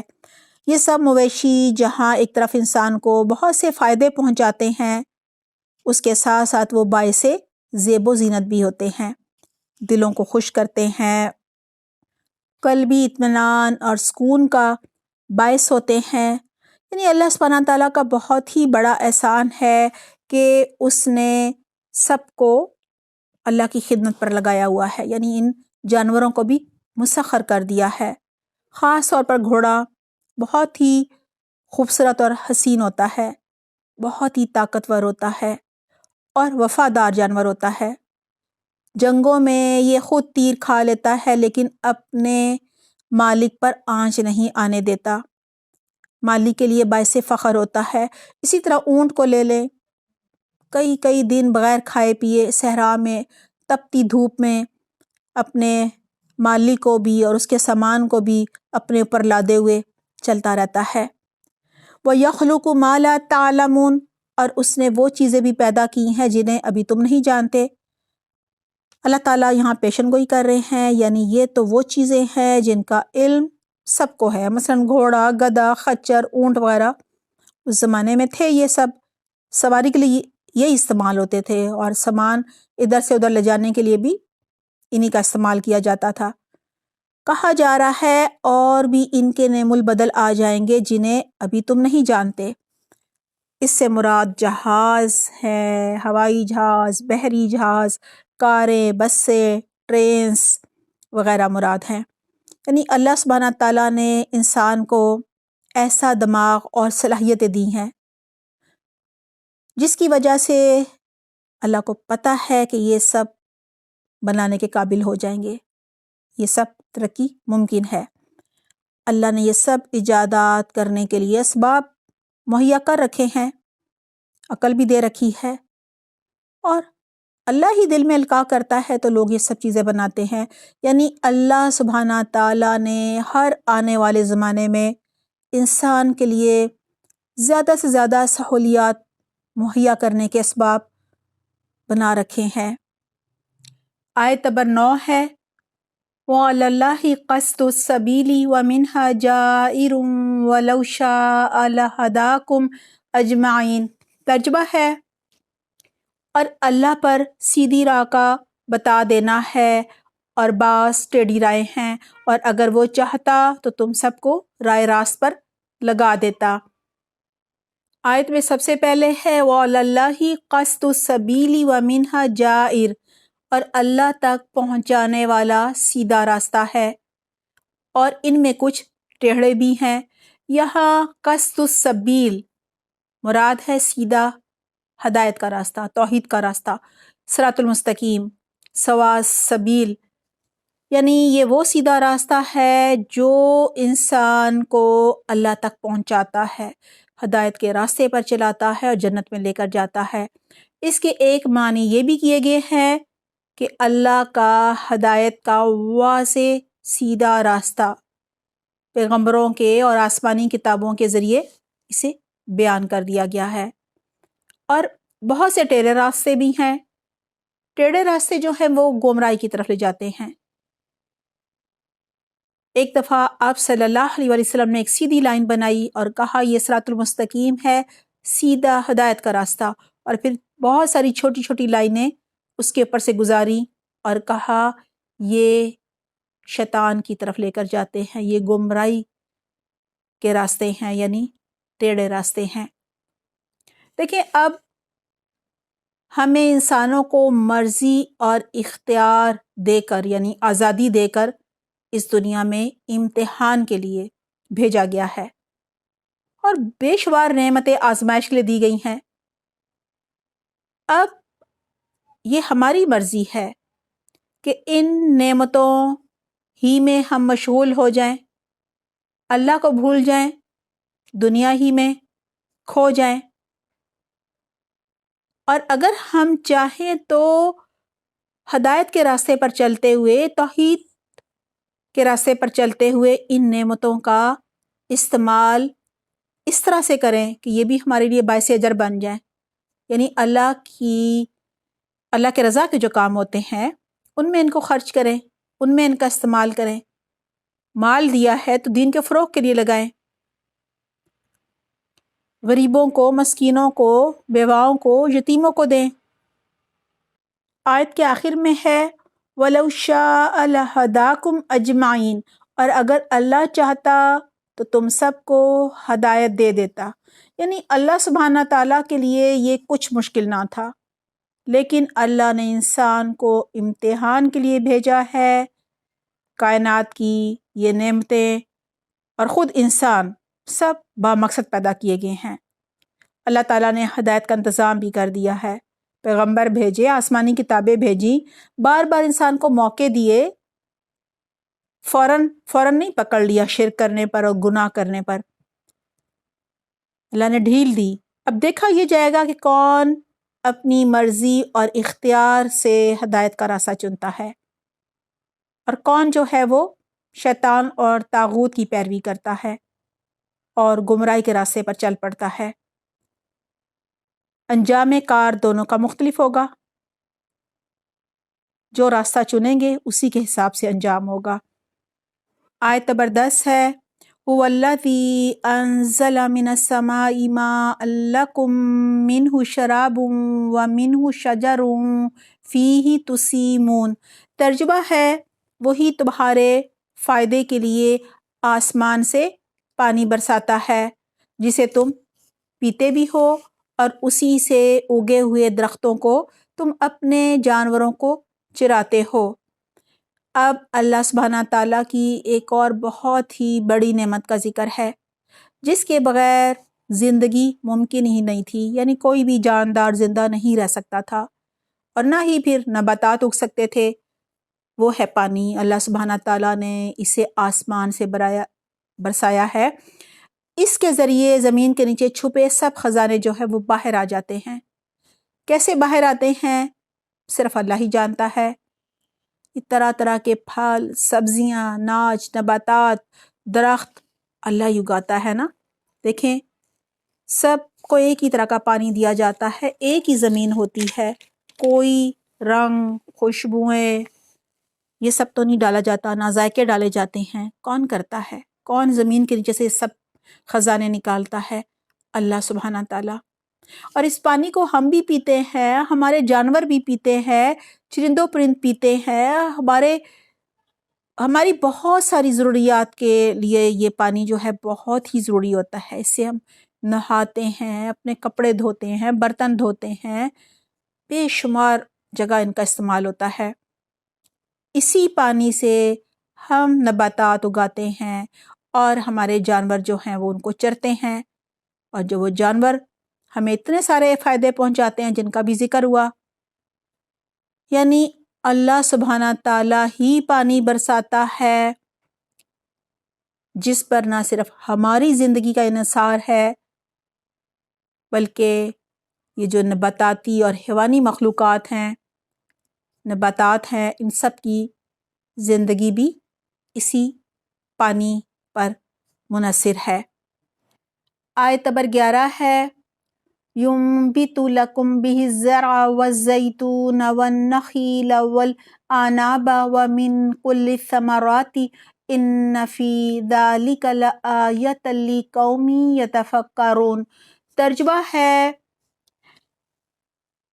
اسی سے وہ تمہارے لیے کھیتی اور زیتون اور کھجور اور انگور اور ہر قسم کے پھل اگاتا ہے، بے شک ان لوگوں کے لیے تو اس میں بڑی نشانی ہے جو غور و فکر کرتے ہیں۔ آیت میں سب سے پہلے کہا جا رہا ہے يُنبِتُ لَكُم بِهِ الزَّرْعَ وَالزَّيْتُونَ وَالنَّخِيلَ وَالْأَعْنَابَ وَمِن كُلِّ الثَّمَرَاتِ، وہ اگاتا ہے تمہارے لیے اس پانی سے کھیتی اور زیتون اور کھجوریں اور انگور اور ہر قسم کے پھل۔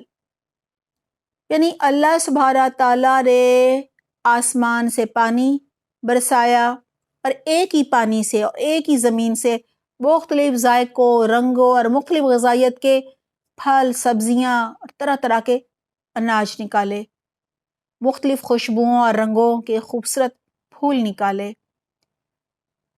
اللہ سبحانہ تعالیٰ نے کمال ہی کر دیا۔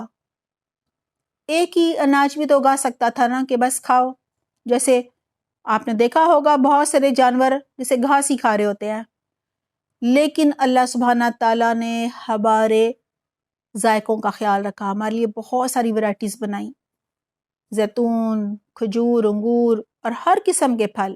ہر قسم کے پھل اس میں مالٹے، انار، سیب، خربوزہ، تربوز، بے شمار پھل آ جاتے ہیں، کیونکہ یہاں پر ان پھلوں کا ذکر کیا گیا ہے، پہلے مخاطب عرب کے لوگ تھے، جو پھل وہاں ہوتے تھے، ہر قسم میں وہ سب پھل آ جاتے ہیں۔ بہت سے پھل ایسے ہیں جو ہمارے ملک میں نہیں ہوتے اور ہم نے آج تک کھائے ہی نہیں۔ ہم پر اللہ سبحانہ تعالیٰ کا بہت ہی بڑا احسان ہے کہ اللہ سبحانہ تعالیٰ نے ہمارے لیے بے شمار ذائقے، ان گنت غذائیت سے بھرپور، خوشنما، خوش ذائقہ رزق ہمارے لیے اللہ تعالیٰ نے مہیا کیا۔ پھر کہا جا رہا ہے ان فی ذلک لآیۃ لقوم یتفکرون، یقیناً اس میں بڑی نشانی ہے ان لوگوں کے لیے جو غور و فکر کرتے ہیں۔ دیکھیں، صرف غور و فکر کرنے والا ہی ان نعمتوں کو محسوس کر سکتا ہے اور ان نعمتوں کی وجہ سے اللہ کی معرفت پا سکتا ہے، اپنی زندگی کے مقصد کو پہچان سکتا ہے، اور وہ یہ جان لیتا ہے کہ ایک اللہ کے بغیر، ایک رب کے بغیر کوئی اور ہستی نہیں ہے جو یہ سب کرنے کی اہل ہو۔ کیونکہ دیکھیں، زمین کے اندھیروں میں کچھ نظر تو آ نہیں رہا ہوتا نا، کون یہ سب بناتا ہے؟ جب حواریوں نے حضرت عیسیٰ علیہ السلام سے کہا تھا کہ ایک خوان اتارو، یعنی آسمان سے ایک دسترخوان آئے جس پر رزق ہو، آسمان سے آیا ہوا، یعنی کہ جنت کا، ہم اسے کھائیں اور ہمارا ایمان بڑھے، تو ان کو یہ سمجھ نہیں آئی کہ خوان تو دیکھیں، یہ جو زمین کے جیسے اگ رہا ہے یہ بھی تو خوان ہے نا، ہم تو کچھ نہیں ڈالتے، نہ رنگ، نہ مٹھاس، نہ کھٹاس، نہ کوئی اور ذائقہ، نہ کوئی خوشبو۔ اب آپ دیکھیں مالٹے کی جو پیکنگ ہے، چھلکا، کتنی خوبصورت خوشبو ہے اور کیسے اس نے محفوظ کیا ہوا ہوتا ہے اس کو۔ انار کو دیکھ لیں، اسی طرح کیلوں کو دیکھ لیں، سیب کو دیکھ لیں، ہر پھل جو ہے وہ اللہ سبحانہ تعالیٰ کی شان اور اللہ سبحانہ تعالیٰ کی قدرت کا ایک طرح سے وہ اظہار کر رہا ہوتا ہے۔ ہمیں ایک طرح سے توحید کی دعوت دے رہا ہوتا ہے. لہٰذا کہا جا رہا ہے جو غور و فکر کرتا ہے وہی ان نعمتوں پر بھی غور و فکر کرتا ہے اور اللہ کو پا لیتا ہے. وہ پھر صرف ایک اللہ کو مانتا ہے اور اللہ کے ہر حکم کو بھی مانتا ہے. وہ اللہ کا دل کی گہرائیوں سے شکر ادا کرتا ہے. صرف ایک ہی اللہ کی عبادت اور اطاعت کرتا ہے. کوئی شرک نہیں کرتا. اللہ کو ناراض کرنے والا کوئی بھی کام نہیں کرتا. وہ تو بچ کر چلتا ہے. گناہوں سے، کمی کوتاہیوں سے بچ کر چلتا ہے اور نیکیوں میں دوڑ لگانے والا ہوتا ہے. اللہ تعالیٰ ہمیں بھی سابقون میں شامل کرے. آمین. آیت نمبر 12 ہے وَسَخَّرَ لَكُمُ اللَّيْلَ وَالنَّهَارَ وَالشَّمْسَ وَالْقَمَرَ وَالنُّجُومُ مُسَخَّرَاتٌ بِأَمْرِهِ إِنَّ فِي ذَلِكَ لَآيَاتٍ لِقَوْمٍ يَعْقِلُونَ. ترجمہ ہے اسی نے رات دن اور سورج چاند کو تمہارے لیے مسخر کیا اور ستارے بھی اسی کے حکم کے ماتحت ہیں. یقیناً اس میں عقل مند لوگوں کے لیے کئی ایک نشانیاں موجود ہیں. سب سے پہلے ہے وَسَخَّرَ لَكُمُ اللَّيْلَ وَالنَّهَارَ، اور اس نے مسخر کر دیا تمہارے لیے رات اور دن کو. اللہ سبحانہ تعالیٰ نے تمام جانداروں کے آرام کے لیے رات بنائی. پرندے بھی رات کو آرام کرنے کے لیے اپنے اپنے گھونسلوں میں چلے جاتے ہیں. رات کو اندھیرا، ہر سو خاموشی اور سکون ہوتا ہے. رات انسانوں اور سارے جانداروں کے لیے باعث راحت ہوتی ہے اور وہ اس میں آرام کرتے ہیں اور صبح تازہ دم ہو کر اٹھتے ہیں. جبکہ دن میں سورج نکلتا ہے، اجالا ہوتا ہے، روشنی ہوتی ہے، ہر طرف بھاگ دوڑ اور گہما گہمی ہوتی ہے. کوئی آفس جا رہا ہے، کوئی اسکول جا رہا ہے، کوئی کالج جا رہا ہے، کوئی اپنی مزدوری کرنے جا رہا ہے. یعنی انسانی سرگرمیاں شروع ہو جاتی ہیں. لوگ جو ہیں وہ معاش کے لیے نکل پڑتے ہیں. دنیا کا اجتماعی نظام دن رات کے آنے جانے ہی سے بنتا ہے. سبحان اللہ، یہ اللہ سبحانہ تعالیٰ کا ہم پر بہت بڑا احسان ہے.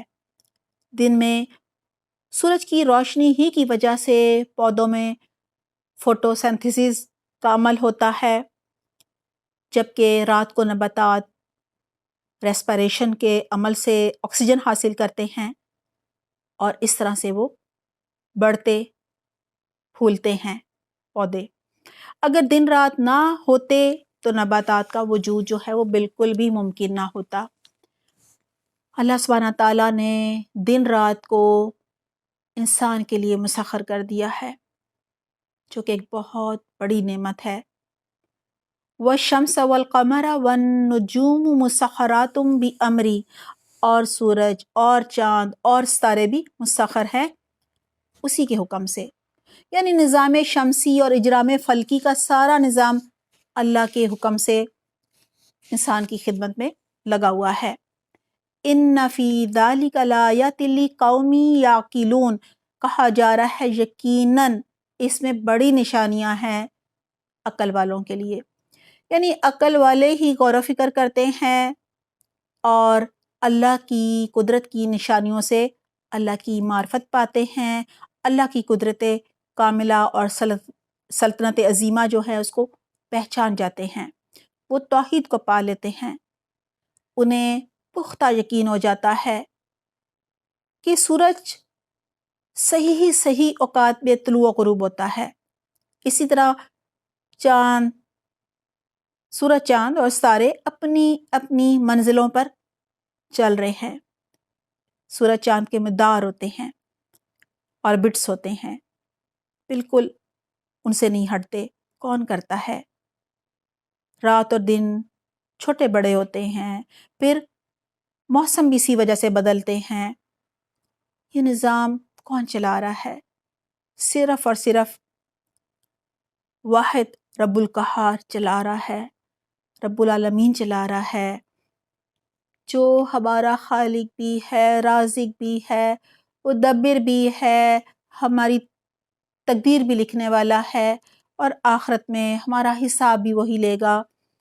اللہ سبحانہ تعالیٰ کے علاوہ کوئی بھی یہ سب کرنے کی قدرت نہیں رکھتا، لہٰذا ہمیں اللہ کی شان کو، اللہ کی کبریائی کو، اللہ کی بڑائی کو ماننا چاہیے، اللہ کے احسانوں کو ماننا چاہیے اور اللہ کا شکر گزار بندہ بننا چاہیے۔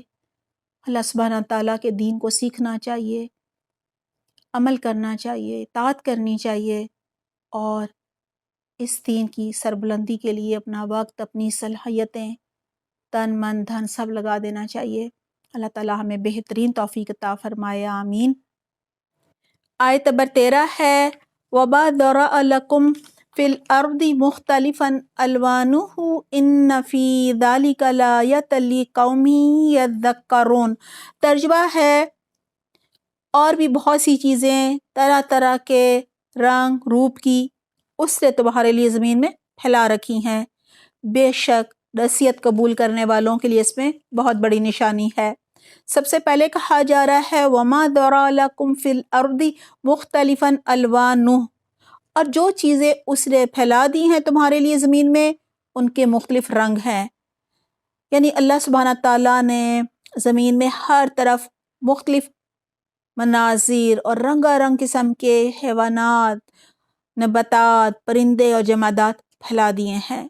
اللہ سبحانہ تعالیٰ نے بے شمار رنگوں اور خوشبوؤں کے پھل پھول سجا دیے ہیں، بے شمار ذائقے ہیں، موسم ہیں بہت سے، آسمان پر تیرتے بادلوں کی وجہ سے ہر لمحے ایک نیا منظر بن رہا ہوتا ہے۔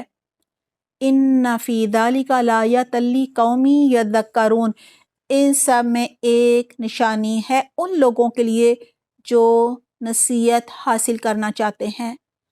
ہمارے اندر اللہ سبحانہ تعالیٰ کی یاد ہوتی ہے، عہد الاصل میں اللہ نے اپنی پہچان کرا دی تھی لیکن ہم نے اسے بھلا دیا ہے۔ ان نشانیوں کو دیکھ کر ہم اللہ کی طرف مائل ہوتے ہیں، ہمیں اللہ کی قدرت، اللہ کی شان نظر آنے لگتی ہے، اللہ کی پہچان ہونے لگتی ہے۔ اللہ ہی وہ ذات ہے جس نے ہماری ضرورت کی ہر چیز بنا ڈالی۔ عقل مند ہی ان نعمتوں کو پہچانتا ہے، اللہ کے احسان کو مانتا ہے، ان نشانیوں پر غور و فکر کرتا ہے۔ اس لیے کہا جا رہا ہے نصیحت حاصل کرنے کے لیے کس چیز کا ہونا ضروری ہوتا ہے؟ غور و فکر کرنے کا۔ جو غور و فکر کرتے ہیں وہ ہی نصیحت حاصل کرتے ہیں، اور نصیحت بھی وہی حاصل کرتے ہیں جو واقعی کرنا چاہتے ہیں، جن کے اندر اللہ کی یاد ہوتی ہے۔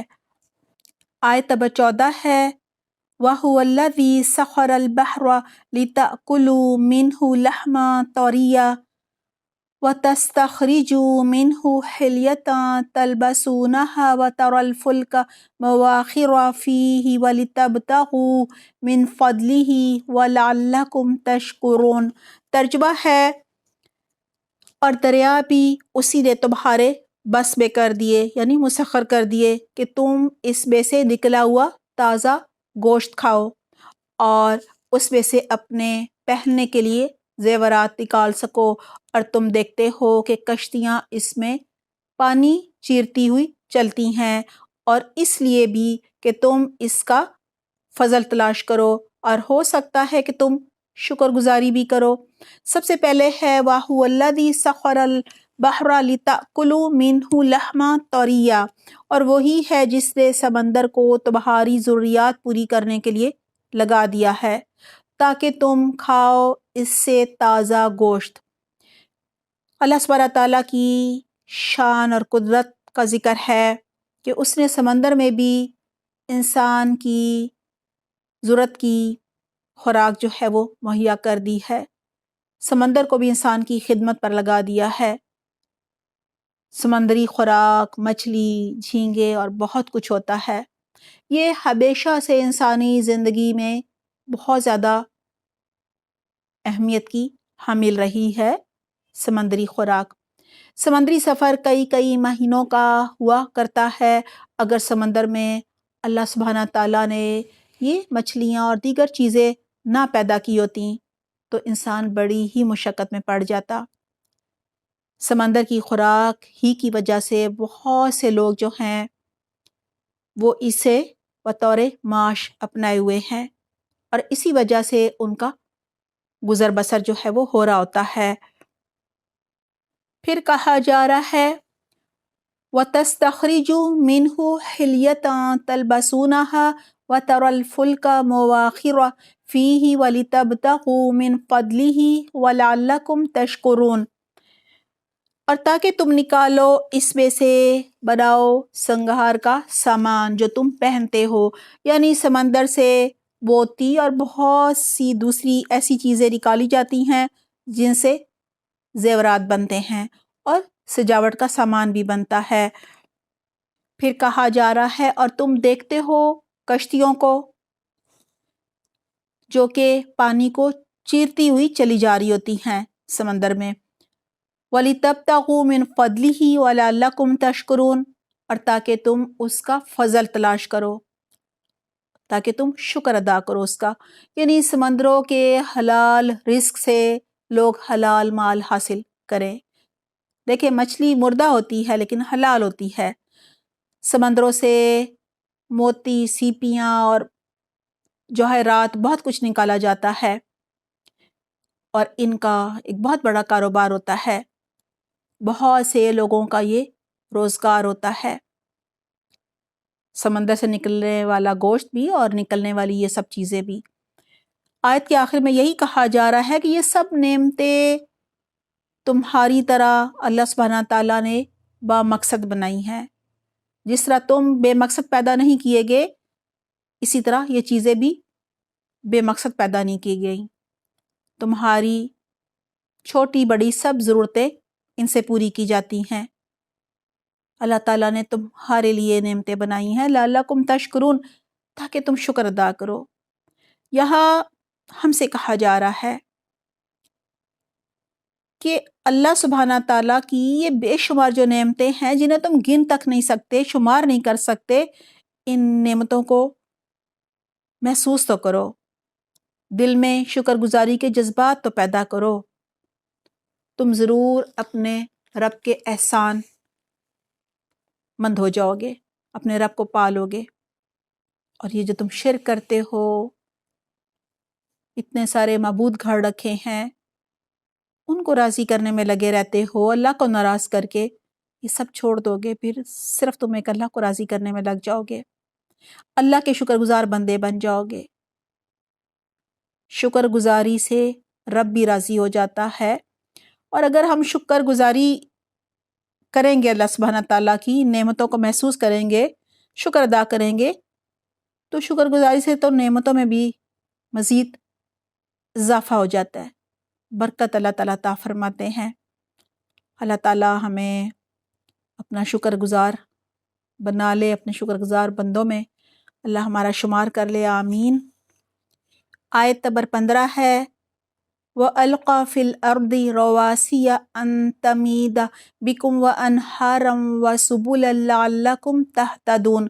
ترجمہ ہے اور اس نے زمین میں پہاڑ گاڑ دیے ہیں تاکہ تمہیں لے کر نہ ڈھلکیں، اور نہریں اور راہیں بنا دیں تاکہ تم منزل مقصود تک پہنچو۔ یہ پہاڑ اللہ سبحانہ تعالیٰ کی قدرت کی ایک بہت بڑی نشانی ہے۔ ساری دنیا کے لوگ مل کر بھی انہیں اپنی جگہ سے ہلانا چاہیں تو ایسا نہیں کر سکتے۔ اللہ سبحانہ تعالیٰ نے ان پہاڑوں کو زمین میں لنگر کی طرح گاڑ دیا ہے، جس طرح بحری جہازوں کے نیچے لنگر ہوتے ہیں نا، اسی طرح سے، تاکہ یہ زمین لڑک نہ جائے۔ یہ حقیقت اب سائنس سے معلوم ہوئی ہے، اللہ سبحانہ تعالیٰ نے 1400 سال پہلے یہ بتا دیا تھا۔ عقل دھنگ رہ جاتی ہے کہ ان پہاڑوں میں اللہ سبحانہ تعالیٰ نے قدرتی راستے بنا رکھے ہیں۔ یہاں ندیوں اور راستوں کا ایک ساتھ ذکر آیا ہے۔ دراصل ان کا آپس میں گہرا تعلق ہوتا ہے۔ ان پہاڑی سلسلوں میں عام طور پر ندیوں کی گزرگاہیں ہوتی ہیں، اور گزرگاہوں کے ساتھ ساتھ ہی راستے بنتے ہیں۔ یہ پہاڑوں کے درمیان قدرتی وادیاں بھی انسانوں کو گزرنے کا راستہ مہیا کرتی ہیں۔ یہی گزرگاہیں پانی کے ریلوں کو بھی راستہ دیتی ہیں۔ انہی راستوں کی وجہ سے لوگ اپنی منزل تک پہنچ پاتے ہیں۔ ان نعمتوں پر اللہ کا جتنا بھی شکر ادا کیا جائے کم ہے۔ اللہ سبحانہ تعالیٰ کی نعمتیں ہر طرف بکھری پڑی ہیں اور ایک سے بڑھ کر ایک نعمت ہے۔ بس ہمیں اللہ تعالیٰ ان پر غور و فکر کرنے والا اور اللہ کو پہچاننے والا بنائے، آمین اللہم آمین۔ آیت نمبر 16 ہے وَعَلَامَاتٍ وَبِالنَّجْمِ هُمْ يَهْتَدُونَ۔ ترجمہ ہے اور بھی بہت سی نشانیاں مقرر فرمائیں اور ستاروں سے بھی لوگ راستہ معلوم کرتے ہیں۔ اللہ سبحانہ تعالیٰ نے پہچان کے لیے زمین پر بے شمار علامتیں بنائی ہیں۔ اگر نہ کوئی پہاڑ ہوتا، نہ دریا، نہ سمندر، ایک جیسی زمین ہوتی تو پتہ ہی نہ چلتا کہ وہ کہاں جا رہا ہے اور کہاں سے آ رہا ہے۔ لہٰذا اللہ سبحانہ تعالیٰ نے پہچان کے لیے جو علامتیں بنائی ہیں، مثلاً کہیں پہاڑ ہیں تو کہیں سمندر ہیں، کہیں دریا ہیں، کہیں نہریں ہیں، کہیں صحرا ہیں، کہیں ریگستان ہیں تو کہیں نخلستان ہے، کہیں جنگلات ہیں تو کہیں بنجر زمین ہے اور کہیں زرخیز اور سرسبز زمین ہے، تاکہ انسان مختلف علاقوں اور راستوں کو پہچان سکے۔ اسی طرح اللہ سبحانہ تعالیٰ نے جو آسمان پر ستارے ہیں وہ ایک تو زینت کے لیے بنائے ہیں، حسین مناظر وہ پیش کرتے ہیں۔ اس کے ساتھ ساتھ جو لوگ سمندروں میں، جنگلوں میں اور صحراؤں میں سفر کر رہے ہوتے ہیں وہ ڈائریکشنز یعنی سمت جو ہے وہ انہی ستاروں سے معلوم کرتے ہیں، راستوں کا اندازہ ان ستاروں ہی سے لگاتے ہیں۔ دیکھیں کسی زمانے میں رات کے وقت سمندری اور صحرائی سفر جو ہوا کرتے تھے، نیویگیشن کا کوئی انتظام نہیں تھا، انہی ستاروں کی ڈائریکشن سے وہ سفر کیا کرتے تھے، یہ سفر کرنا ان کے لیے ممکن ہو گیا تھا۔ آیت نمبر 17 ہے أَفَمَن يَخْلُقُ كَمَن لَّا يَخْلُقُ أَفَلَا تَذَكَّرُونَ۔ ترجمہ ہے تو کیا وہ جو پیدا کرتا ہے اس جیسا ہو سکتا ہے جو پیدا نہیں کر سکتا؟ کیا تم بالکل نصیحت حاصل نہیں کرتے، نہیں سوچتے؟ یہاں سب سے پہلے تو مشرکین مکہ کو اور پھر منکرین حق کو کہا جا رہا ہے کہ ذرا غور و فکر تو کرو کہ اللہ سبحانہ تعالیٰ نے نہ صرف یہ کہ تمہیں تخلیق کیا ہے، تمہیں پیدا کیا ہے، بلکہ تمہارے لیے ضرورت کی ہر چیز پیدا کی ہے۔ کیا کیا نعمتیں تمہارے لیے سجائی ہیں۔ قدرت کے شاہکار ہر طرف نظر آتے ہیں، سب تمہاری خدمت میں لگے ہوئے ہیں۔ سورج کو دیکھ لو، چاند کو دیکھ لو، پہاڑ کو دیکھ لو، سمندروں کو دیکھ لو، دریاؤں کو دیکھ لو۔ یعنی اللہ سبحانہ تعالیٰ نے تمہاری ضرورت کی ہر نعمت تمہارے لیے پیدا کی ہے۔ کیا کیا پھل، کیا کیا سبزیاں اور کیا کیا اناج بنایا ہے۔ لیکن انسان ایسا ناشکرا ہے اور کم عقل ہے کہ جس رب نے یہ سب نعمتیں پیدا کی ہیں، جو خالق ہے اسے چھوڑ کر انہیں معبود بنایا بیٹھا ہے، جنہوں نے کچھ نہیں پیدا کیا، جنہیں یہ معبود سمجھتا ہے وہ تو خود مخلوق ہیں۔ یعنی اللہ سبحانہ تعالیٰ کی ان نعمتوں پر غور و فکر نہیں کرتا، نصیحت حاصل نہیں کرتا۔ یہ سب نعمتیں توحید کی منہ بولتی ثبوت ہیں، توحید کی دعوت دیتی ہیں۔ افلا تذکرون، تم بالکل نہیں نصیحت حاصل کرتے، نہیں سوچتے، یعنی خالق کو چھوڑ کر اس کی مخلوق کو رب بنائے بیٹھے ہو۔ خالق اور مخلوق برابر نہیں ہو سکتے، یعنی تمہارے من گھڑت معبود نہ تو کسی کو پیدا کرنے کے اہل ہیں اور نہ ہی کسی کے نفع و نقصان کے کچھ مالک ہیں، اور تم نے سب امیدیں ان سے لگا رکھی ہیں۔ دنیا میں بھی انہی کے آگے ماتھا ٹیکتے ہو، انہی کے آگے ہاتھ پھیلاتے ہو، اور آخرت میں بھی ان پر تکیہ کیے ہوئے ہو۔ کہ یہ تمہارے سفارشی ہوں گے، تمہیں اللہ کی پکڑ سے بچا لیں گے۔ اول تو تمہارا زیادہ تر عقیدہ یہی ہے کہ کوئی قیامت آئے گی نہیں، کوئی آخرت نہیں ہوگی، کوئی حساب کتاب نہیں ہوگا۔ ہاں کچھ مانتے ہیں کہ ہاں شاید ہو جائے، حساب کتاب ہو جائے، قیامت آ جائے، تو کہتے ہیں ہاں ہمارے معبود جو ہے نا یہ ہمیں بچائیں گے۔ تو کہا جا رہا ہے کہ عقل سے کام نہیں لیتے، نصیحت حاصل نہیں کرتے، غور و فکر نہیں کائنات پر کرتے، اللہ کی نشانیوں کو نہیں پہچانتے۔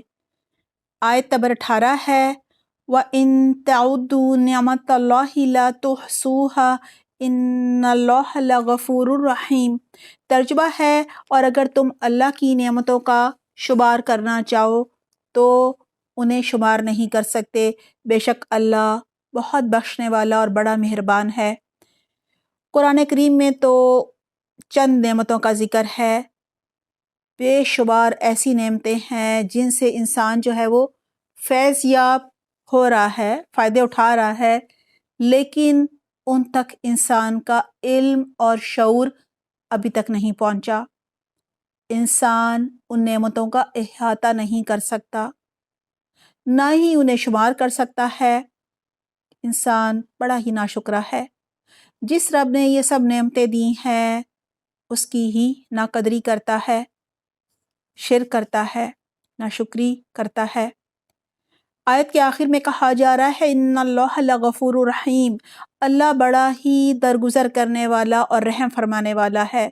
یعنی تم شرک کر کے اللہ پر ظلم کرتے ہو، اللہ کی حق تلفی کرتے ہو، ناقدری کرتے ہو، ناشکری کرتے ہو، لیکن پھر بھی وہ مغفرت اور رحمت کرنے والا ہے، تمہیں مہلت دیتا ہے، ڈھیل دیتا ہے، فوراً نہیں پکڑتا اور نہ ہی عطا کی ہوئی نعمتیں واپس لیتا ہے۔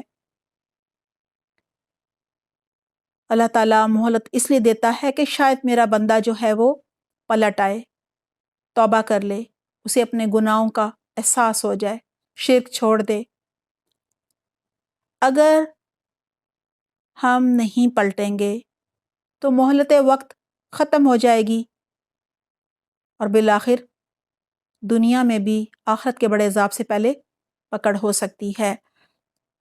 آیت نمبر 19 ہے وَاللَّهُ يَعْلَمُ مَا تُسِرُّونَ وَمَا تُعْلِنُونَ۔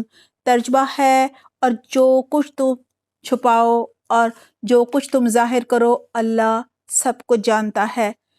گزشتہ آیت میں تھا اللہ غفور الرحیم ہے، اب بتایا جا رہا ہے کہ غفور الرحیم کا یہ مطلب نہیں ہے کہ تمہاری پکڑ نہیں ہوگی، قیامت کے دن حساب کتاب تو ضرور ہوگا۔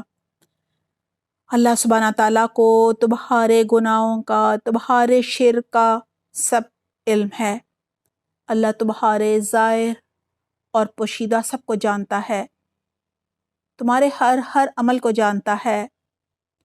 تمہارا عمل خواہ اچھا ہو یا برا سب لکھا ہوا ہے، سب اللہ کے علم میں ہے۔ دنیا میں بھی مکافات عمل ہوتا ہے اور آخرت میں تو پورا حساب لیا جائے گا۔ آیت نمبر 20 ہے وَالَّذِينَ يَدْعُونَ مِن دُونِ اللَّهِ لَا يَخْلُقُونَ شَيْئًا وَهُمْ يُخْلَقُونَ۔ ترجمہ ہے اور جن کو یہ لوگ اللہ کے سوا پکارتے ہیں وہ کسی چیز کو پیدا نہیں کر سکتے بلکہ وہ خود پیدا کیے گئے ہیں۔ دوبارہ ذکر آ رہا ہے کہ مشرکین کے من گھڑت معبود خالق نہیں بلکہ مخلوق ہیں۔ مخلوق ہمیشہ اپنے خالق کی محتاج ہوتی ہے اور جو چیز مخلوق ہوتی ہے وہ ضرور فنا ہونے والی ہوتی ہے۔ مخلوق کسی کو نفع نقصان پہنچانے کی اہل بھی نہیں ہوتی۔ یہاں مشرکین کو احساس دلایا جا رہا ہے کہ جو خالق ہے، بالغ ہے، رازق ہے، تقدیر کا، زندگی اور موت کا اختیار رکھتا ہے اور آخرت کا حساب لینے پر بھی قادر ہے، وہی اس چیز کا اہل ہوتا ہے کہ صرف اسی پر ایمان لایا جائے۔ وہی اس بات کا اہل ہوتا ہے کہ اسے رب مانا جائے، صرف اسی کی عبادت کی جائے اور اس کی اطاعت کی جائے۔ اللہ سبحانہ تعالیٰ ہم سب کو اس کی بہترین توفیق عطا فرمائے، ہمیں ہر طرح کے شرک سے، بدعات سے اور گناہوں سے محفوظ رکھے، آمین اللہم آمین۔ آیت نمبر 21 ہے اموات غیر احیاء وما یشعرون ایان یبعثون۔ ترجمہ ہے مردے ہیں، زندہ نہیں، انہیں تو یہ بھی شعور نہیں کہ کب اٹھائے جائیں گے۔ اگر کوئی قبر والے کو معبود بنائے بیٹھا ہے، یا پھر کسی نے اولیاء اللہ کو یا پھر پیغمبروں کے بت بنا کر انہیں وہ پوج رہا ہے، تو ایسے مشرکین کو یاد رکھنا چاہیے کہ جنہیں یہ اپنا معبود سمجھتے ہیں وہ تو فوت ہو چکے ہیں، انہیں تو یہ بھی نہیں معلوم کہ قیامت کب آئے گی اور کب دوبارہ وہ قبروں سے اٹھائے جائیں گے۔ اور اگر ان مشرکین کے معبود جماد یعنی پتھر یا دیہات وغیرہ کے بنے ہوئے ہیں تو وہ بے جان ہیں، ان کے اندر تو شعور ہی نہیں ہے، انہیں کیا معلوم، وہ تو کسی کو نفع نقصان نہیں پہنچا سکتے، وہ تو خود اپنی مدد نہیں کر سکتے، کوئی ان کو آ کر کلہاڑے سے ٹکڑے ٹکڑے کر دے وہ تو کچھ بھی نہیں کر سکتے، خود کو نہیں بچا سکتے، بے جان جو ہوئے۔ یہاں آیت میں کہا جا رہا ہے کہ وہ دوبارہ اٹھائے جانے کا شعور نہیں رکھتے، لہٰذا یہاں اللہ سبحانہ تعالیٰ ان مشرکین سے مخاطب ہیں جو مردوں کو معبود مانتے ہیں، لہٰذا انہیں کہا جا رہا ہے کہ مرنے والوں کا اب اس دنیا سے کوئی تعلق نہیں ہے، انہیں تو یہ بھی علم نہیں ہے کہ تم ان کی عبادت کر رہے ہو۔ الحمدللہ ہماری آج کی آیات کی تفسیر مکمل ہو گئی ہے، ہوم ورک نوٹ کر لیجئے۔ سوال نمبر 1، آج کی آیات کا ترجمہ، روٹ ورڈز اور واحد جمع بتائیے۔ سوال نمبر 2، مدرجہ ذیل کے واحد بتائیے۔ نمبر 1 ظالمون، نمبر 2 فاسقون، نمبر 3 مجرمون، نمبر 4 صادقات، نمبر 5 قلوب۔ ہمارا عربی گرامر کا لیسن نمبر 10 ہے اور ٹاپک ہے عدد کے اعتبار سے اسم کی تقسیم۔ ویڈیو کا لنک ڈسکرپشن باکس میں دیا جا رہا ہے، ویڈیو دیکھ لیجئے گا۔ سوال نمبر 3، تعزیت کی تعریف بتائیے۔ ہمارا میرا جینا میرا مرنا کا ٹاپک ہے تعزیت، ویڈیو کا لنک دیا جا رہا ہے، دیکھ لیجئے گا۔ سوال نمبر 4، پیغمبر لوگوں کو کیا پیغام دیتے ہیں؟ آپ نے اپنے عمل کے لیے کیا سیکھا؟ آیت نمبر ہے 2۔ سوال نمبر 5، چوپاؤں سے انسانوں کو کیا کیا فائدے حاصل ہوتے ہیں؟ آیات ہیں 5، 6، 7 اور 8۔ سوال نمبر 6، اللہ سبحانہ تعالیٰ نے ہمیں بے شمار نعمتیں عطا فرمائی ہیں، ہمیں ان نعمتوں کی شکر گزاری کیسے کرنی چاہیے، یعنی ہم کیسے شکر گزاری کر سکتے ہیں؟ آیات ہیں 10، 11 اور 12۔ سوال نمبر 7، دریاؤں اور سمندروں میں اللہ سبحانہ تعالیٰ نے ہمارے لیے کیا کیا نعمتیں چھپا رکھی ہیں؟ آیت نمبر ہے 14۔ سوال نمبر 8، اموات غیر احیاء، مردے ہیں زندہ نہیں ہیں، یہاں مردوں سے کون مراد ہیں؟ آیت نمبر ہے 21۔ اپنا بہت خیال رکھیے گا۔ سبحانک اللہم و بحمدک، نشہد لا الہ الا انت، نستغفرک و نتوب الیک۔ والسلام علیکم ورحمۃ اللہ وبرکاتہ۔